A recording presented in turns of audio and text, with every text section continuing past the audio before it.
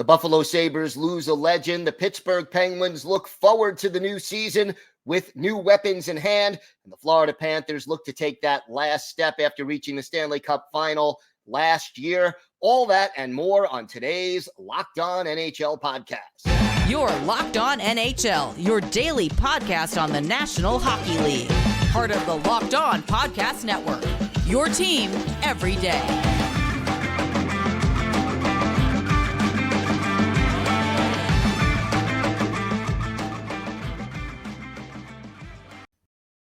And welcome, everybody, to the Monday edition of the Locked On NHL podcast, part of the Locked On Podcast Network, your team every day.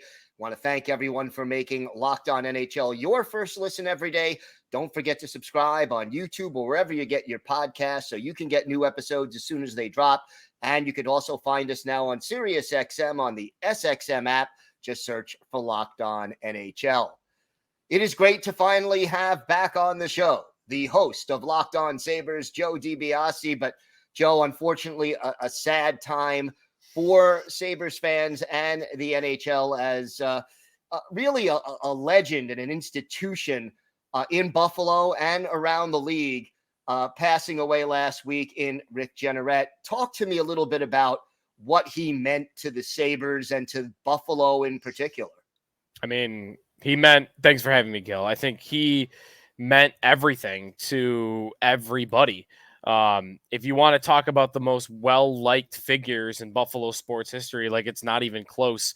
He's number one. He's beloved by everybody. You won't find a fan, a player, an owner, a management person over time that ever had a bad word to say about Rick Jenneret. I mean, he was universally loved. He was really like the perfect bridge between fans and I think the team itself, because he always would take offense to being known as the voice of the Sabres or to, being this big star that everybody loved. And it's, I think, because deep down, this, I think, what made him connect with people is that deep down, he just thought of himself as, I'm a Sabre fan. I just happen to have a microphone in front of me and everybody else doesn't. And I think that, helped connect him to the fan base. But I mean, what did he mean? He was the Sabres. I think if you asked a Sabre fan, the average Sabre fan, who the face of the franchise was, it wasn't Hasek, it wasn't Perreault, it wasn't, any of these players over time. Like it was RJ. He was the voice of the Sabres. And as logos changed several times, as owners changed several times, uniforms changed, players changed, GMs, coaches, everything changed except for that guy who was in that seat for 51 years. Yeah, I mean, I was fortunate enough to work with him a couple of times as his statistician when he, came to New York. Okay. And just such an easygoing guy to work with and some great stories. And, what you say really does hold true because he was just so easy to talk to. Some announcers, when you do the statistics, they wanted a certain way and they wanted exactly. He was so easy to work with and so great to talk to as a hockey fan that he made me feel at ease right away. And part of that, I think, was like he would only have, he would only have the lineup sheet. That's all that RJ would ever have. He would have the lineup sheet with the names enlarged a little bit. And that was it. That's all he wanted. And that's all he needed. Because as anyone that could attest to, I never got the chance to travel on the road with him, but knowing people in the media that have, or people that I work with that have worked with him on the road, anywhere you went out with him for dinner or for a drink that night in a random day in Dallas, wherever you are, he had to have a hockey game on. If you're going somewhere, he's got to have a game on. He would be watching games every night at home. Like, I think part of the reason why, the statisticians and, why he only needed the lineup sheet, I think is part of what made him special among the many things that did was he watched the game so much. He knew the league so well that, okay, the Sabres are playing the Devils tonight. Oh, I can tell you all about Damon Severson. Why? Because I've already watched them 12 times this year. Yeah. And I mean, you think about it when he started, what were there, 12 teams, 14 teams, 14 teams, right. I think, in the league, and now it's 32. Such changes that we've seen, and yet he was a constant for so long, for so many fans. I mean, there are so many memorable calls, the Mayday call everybody always speaks of, but was there one that stood out in your mind, a moment for him that just personified what he meant to everybody? And I think, I mean, the Mayday call is going to be his number one call of all time. I mean, it's so perfect. And, you know, like maybe it's not even appreciated enough. Sometimes I think of it as being like overplayed just because I hear it all the time, but it's really not. It's just, it's so perfect. The timing and all of it. I have an under the radar one that I love. If everyone's ever seen the Brian Campbell hit on RJ Umberger from back in the day, which I still regard, you find me a better hit in NHL history than that hit. And RJ, I mean, it just exemplifies exactly what he was. He would rise to the energy of the crowd. If the crowd went nuts in an instant, he went nuts in an instant. Like, he just matched the energy of the crowd. And in that moment, like, what's a big open ice hit like that? And this, again, if it's not the biggest open ice hit of all time, I think it's one of them. A play like that is 0 to 100. It's, oh, they're carrying the puck up the ice, and oh my God, what just happened? And that is how he reacts in that moment. So it's not even necessarily like a creative call. I mean, he had a bunch of those. But to me, that was just listen to his voice match how that crowd went nuts as if a playoff goal had just gone in. And I think he crushed it. He did have a line like a little bit later in the call, something like he just got run over by a Greyhound bus.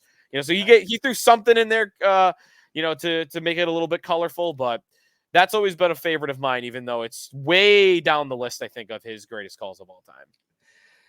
The Sabres missed the playoffs by 1 point last year. I mean, people may forget that the Florida Panthers, who went to the Stanley Cup Final, had one more point in the standings than the Sabres did. What will it take for this team to take that step and end the playoff drought this year?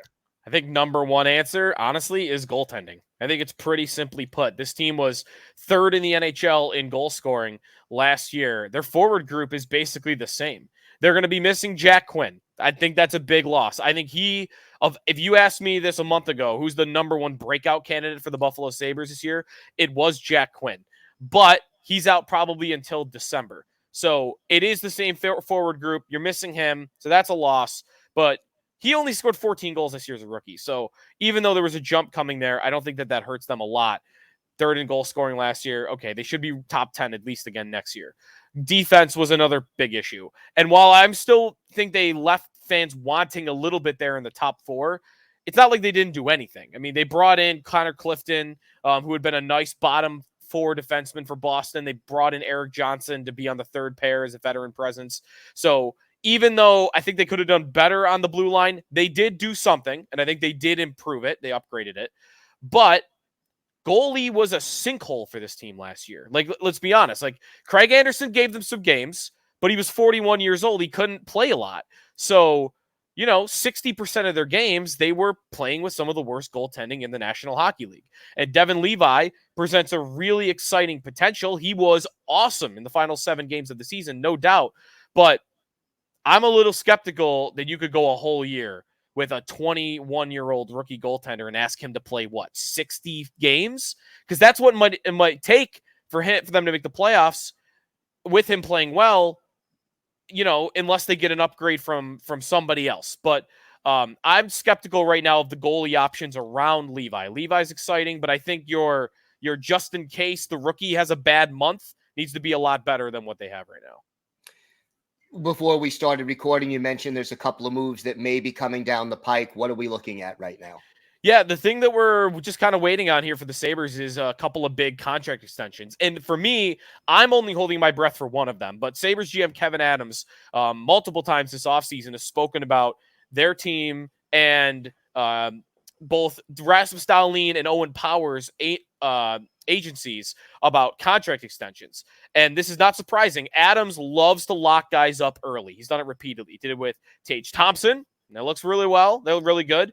It happened with Dylan Cousins. It happened with Matthias Samuelsson. And all those look pretty good right now for discount deals already. And I think they want to do that with Owen Power. I'm skeptical. I don't think it makes any sense for Owen Power because Owen Power, I think, is a higher ceiling than all those guys I just mentioned, even though those are nice players. I don't think it makes sense for Owen Power to sign a contract after 1 year as a 19-year-old. To what I get why the Sabres want to do it. What do they want? They want to sign him to 8 years, $6.5 million. but I don't think Power is going to do it. So I don't think that contract happens. The Dahlin contract, I mean, I'd be stunned if it didn't happen by the start of the year. I'd be asking the question, if night one happens and Dahlin's not under contract, I'd be asking what went wrong here. Did he want to be the highest paid defenseman in hockey above Erik Karlsson? Like, what's the deal here? But you still got over a month to go until the start of the year. So I don't think there's any panic by any means. He's got another year of his contract, and he's an RFA anyway. But I think the Sabres will make him the highest paid player on the team. I would imagine it's going to be around $10 million a year, but I'll stop short of that thought from a second ago. I don't think he'll be the highest paid defenseman in hockey over Erik Karlsson. Well, 10 million's nothing to sneeze at. No question about that. We'll keep an eye on that. Joe, why don't you tell our viewers and our listeners where they could find the podcast and where they could find you on social media? Yeah, you can find me on social media at Sneaky Joe Sports on Twitter. You can check out the Locked On Sabres podcast wherever you're listening to or watching this podcast, including our YouTube channel. And if you want to check out our most recent episode, we did a fun little exercise with an all-time Sabres draft, drafting all the players from the former Sabres teams. So be sure to check it out. All right, Joe, thanks so much for joining us today. Thanks, Gil.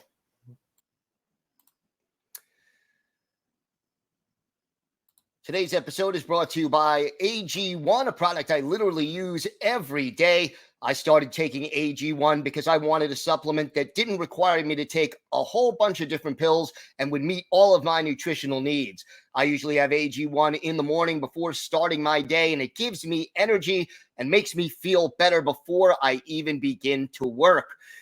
Look, AG1 gives you 75 high-quality vitamins, minerals, whole food source, superfoods, probiotics, and adaptogens to help you start your day right. And it supports your gut health, nervous system, immune system, energy, recovery, focus, aging, all these things. So if you are looking for a comprehensive solution to what you need from your supplemental routine, then try AG1 and get a free 1-year supply of vitamin D and 5 free AG1 travel packs with your first purchase. Go to drinkag1/NHL Network. That's drinkag1/NHL Network. Check it out. The Pittsburgh Penguins have had one of the most eventful off seasons of any team in the National Hockey League. So we bring in the host of Locked On Penguins, Hunter Hodies, to talk about it. And Hunter, obviously the big move a couple of weeks ago with the Erik Karlsson deal. How has that deal energized the organization and the fan base? And what are the changes you've seen since that trade went down? I think it's energized everyone within the city of Pittsburgh. I think this is something that the organization badly needed. You needed to have a new star come in here to just give this fan base a jolt. I mean, I think the team has been a little bit stale these past few years. They haven't really been that fun to watch. And when you think of Penguins hockey, you think of fun, a lot of offense, a lot of scoring. It was basically the same thing. And just superstar players making superstar plays. You go back to the 90s, you continue it with this era. That's what you think of when you think of the Pittsburgh Penguins. And now you add Erik Karlsson into the fold, who just had over 100 points this past season. You have him with Chris Letang.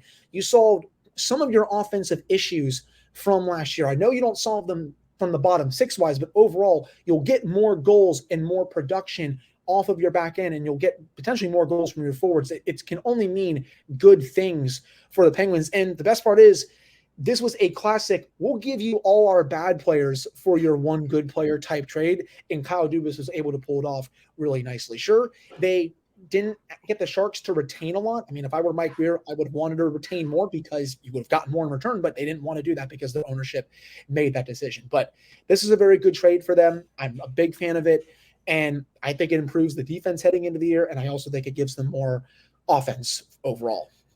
How do you think they will break down the power play as far as Letang and Karlsson are concerned? I mean, they can't both quarterback the power play at the same time. No, I've discussed this with Pat, who's the new co-host of the show, Patrick Damp. You can follow him on Twitter at synonym for wet. We've discussed this a lot over the last couple of weeks. Personally, for me, I would have Erik Karlsson at the top. I would put Chris Letang at the Phil Kessel position because he can be a shot first player and a pass first player. That's something that I think the Penguins have really been lacking since Kessel left, because he was such a threat at both areas in that spot on the left half wall. He could shoot the puck obviously really well with his release, but he was also a very underrated passer on the power play. I don't think the Penguins have truly replaced that since he was traded. You can put Jake Gensel in front of the net. have Evgeny Malkin at the right half wall, and then we all know how good Sidney Crosby is below the dots or just behind the net. He's unreal with his vision there. You can also split Karlsson and Letang up if you want. You could have Karlsson quarterback the top unit, Letang quarterback the second unit. You can also flip-flop them because Letang's power play numbers are still pretty good. I think Erik Karlsson is a better power play quarterback at this point in his career, but I still don't mind Letang being up there. But with Karlsson running it, you'll have a guy who's a one-man wrecking crew with his own entries. You're not going to hopefully see that stupid drop pass that they do very often in just coming out of the defensive zone when clears are made. They just love to drop the puck back and then go backwards to go forwards, and then it's just a mess because it allows the opposition to set up their unit, and it's a mess. I hope Todd Reirden gets away from that, but that's the structure that I would do for the power play this upcoming season. And I'll say this too, there's no excuses for Todd Reirden with this unit now. It was kind of average, a little above average, but I would say mostly average this past season. It needs to be a lot better than that with the talent that they have at their disposal. Now, there are rumors going around that the Penguins are not finished, that they may be interested in adding Tomas Tatar to the lineup. What have you heard? Where are we at this point? And what would it cost them if they were going to make that move? Well, Gil, I don't have any really big insider information. I don't have that luxury of being Elliot Friedman over here or some of the other full-time beat reporters. But, I mean, I do think they have interest in him. He's a good complementary middle six forward, which this team, I think, desperately needs. You look at who they added over the offseason. Noel Acciari, very good defensive-minded player. I think he's going to be like that Brandon Tanev-like wrecking ball who can also contribute a little bit offensively. Matt Nieto, defensive forward. Lars Eller, third or fourth line center. I think he's better as a fourth line center, in my opinion. He's also very good defensively.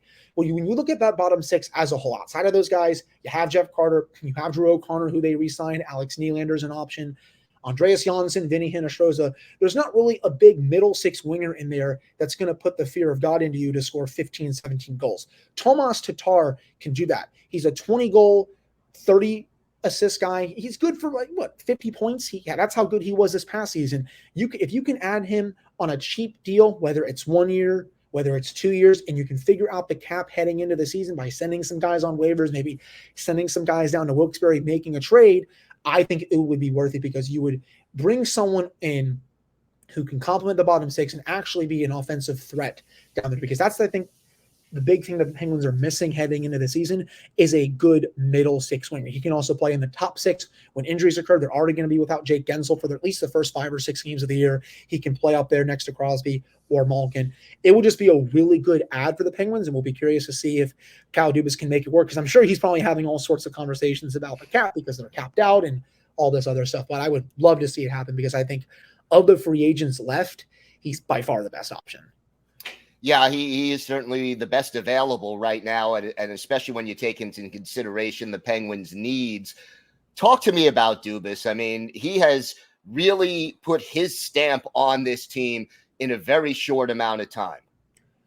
This is his team, and you've seen the players that he's moved out, Gil. A lot of Ron Hextall moves that he made the last couple of years. Jeff Petry's gone. Mikhail Gramlin, who they just acquired, is gone. You have Jan Ruda, who they signed. He's gone. Casey DeSmith, who he was there during the Jim Rutherford era, but still when Ron Hextall came in, he stuck with him. He's gone. He brought in his own guys, and I think the team right now is better heading into the season than it was at the end of this past season. I think the offseason so far, I mean, it's funny. After free agent frenzy, I kind of gave him a B- C+. I'm like, he can't be done yet, right? And sure enough, he wasn't, and he still may not be done. I have it at about an A-, B+ right now. If he can get Tomas Tatar, I'll probably upgrade that to an A or A+, because adding all that talent and just making the bottom six better, adding another game breaker for the defense with limited assets and limited cap space, that's a job well done. And you can see the Penguins are going for it. They're not satisfied. I think he's really energized the fan base, just energized the whole city. And it's nice to have someone who actually knows what they're doing at this position of being the GM and president of hockey operations. You're not just having someone come in here who tries to acquire guys who are good 3 to 4 years ago or something like that. It looks like he has a coherent plan. I may not have agreed with the bottom six plan after free agency, but if he can get Tatar, I'll have come around a little bit on it. That said, I understand what the plan is there with how they don't want to be scored on a lot, and they also don't want, they want the top six to be able to do all the production, but they just want the bottom six to kind of play low event hockey. I get it. It's not what I would do, but at least there's a plan there. And I think it could be a little bit better if they are able to get Tatar. But I've been really impressed with him, and I'm curious to see what else he does next, because I don't think he's done, if not August or September, but at the trade deadline, because I think he could make a move there too. All right. Well, exciting times in Pittsburgh. Hunter, why don't you tell our viewers and our listeners where they could find the podcast and where they could find you on social media? Yeah, you can follow me on Twitter, or X, I guess is what we're calling it now, at Hunter Hodies. The show's Twitter is at @LO_Penguins. You can follow the new co-host of the show, Patrick Damp, at Synonym for Wet. He joined the show about a few weeks ago. It's been really nice having him on. And yeah, that's where you can find the show. And it's all on YouTube, Apple, Spotify, all that good stuff. All right. Hunter, thanks so much for joining us. Always a pleasure to have you here. Yes, thank you for having me.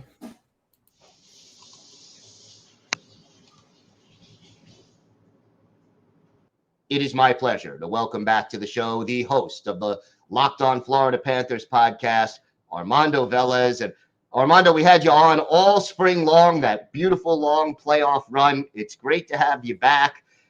It's been an eventful offseason for the Florida Panthers so far.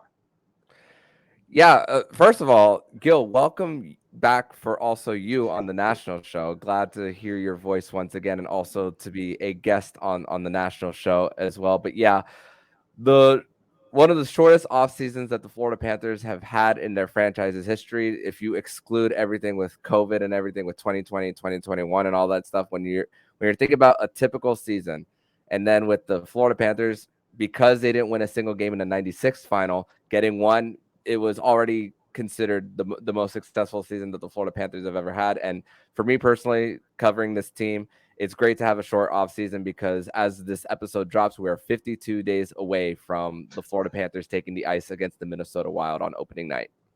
Not that you're counting or anything. So yeah. No, that's great. A lot of changes this offseason on the blue line. Some injuries, some free agent defections, some new players coming in. Talk to me about your feelings about the moves that have been made this offseason and how good this defense core can be this season. Well, to start off, the Florida Panthers are going to be without the likes of Brandon Montour and Aaron Ekblad to start the season. It's funny because Bill Zito actually went on the Sirius XM NHL Power Play show last week and spoke about the updates, but he honestly said a whole bunch of nothing, which is something I talked about on my show. He said, could it be 1 month? No. Could it be 4 months? Probably not. Those are his exact words. So we didn't really get an answer based on that. And Brandon Montour has also posted some videos on his rehab. So he looks to be on track after that torn labrum. Aaron Ekblad has been quiet on the socials, so we have no idea what's going on with him. But the guys that they brought on the blue line, a guy in Oliver Ekman-Larsson who didn't have the best year in Vancouver and who's struggled in the last few years, but he is a guy who's hungry to make it on a long playoff run with a team coming off the Stanley Cup Final, because he's only made the playoffs once, if you don't count the bubble season where they advanced to after the qualifying round. He's only been to the Western Conference Final, and that was more than 10 years ago for Oliver Ekman-Larsson. He's a leader as well, and he's a guy who could quarterback possibly a power play. Chances are he might be the quarterback on the Florida Panthers power play to start the year, him or Gus Forsling for that. So they're going to look to him to be playing the top pair minutes at the beginning of the season as well. And also there's guys who were victims of cap crunches as well, or roster crunches as well. Mike Riley only played 10 games with the Boston Bruins last year. This is an opportunity for him.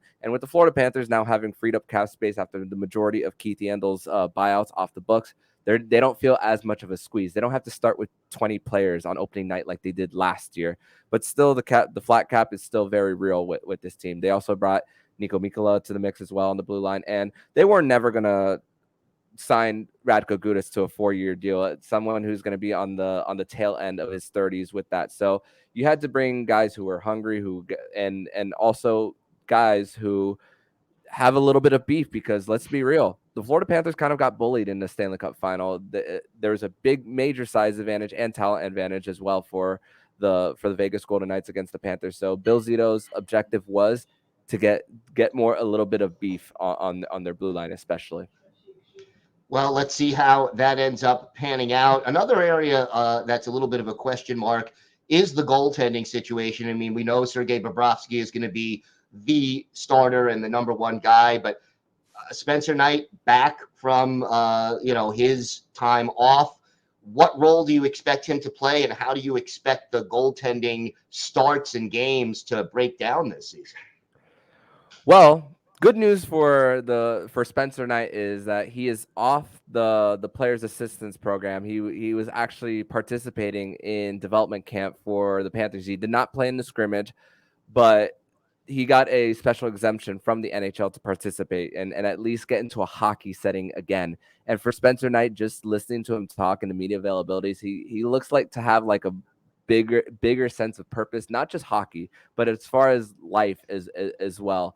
So it's very easy to cheer for someone like Spencer Knight on and off the ice, but Anthony Stolarz coming into the mix as well.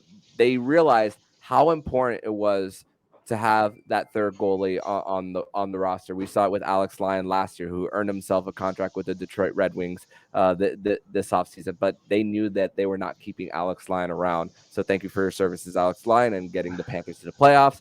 But they had to try to find somebody, and Anthony Stolarz has never played a full season. He has 81 games under his belt. So the Anaheim Ducks, they gave up 4 more shots average per game than the next worst team in the NHL. So I want to think that for Anthony Stolarz being in a better situation, that he's going to be able to succeed as well. And for Sergei Bobrovsky, here's the thing. Every time Sergei Bobrovsky has been tested as far as his starting crease being in jeopardy or someone else coming in, he's always answered the bell and always responded back. It happened with Chris Drieger. It happened with Spencer Knight even after he finished the Tampa series as well, having his best season in the regular season in the President's Trophy season. Alex Lyon as well, starting the first 3 games of the first round. And then Sergei Bobrovsky, even though he didn't have a good start to the postseason, really was lights out towards the end of that run as well for the Panthers. So, and this guy is the first one in, last guy out for the Cats, and seeing it even on nights that he doesn't start, and we're going to media availabilities, he's in their gym constantly doing stretches, working out. So you can't. It's hard. You can't criticize Sergei Bobrovsky's work ethic, and it seems that after the way it ended as far as the last game, giving up 9 goals, you could only imagine how hungry Sergei Bobrovsky will be going into this season. Will the results pan out the way we want? Hopefully, but it's a short off season. We have to acknowledge that as well. So we don't know. We also don't know how to predict where Sergei Bobrovsky is going to be. Are you concerned that the team as a whole may have a little bit of a lag early in the season because the off season was so short?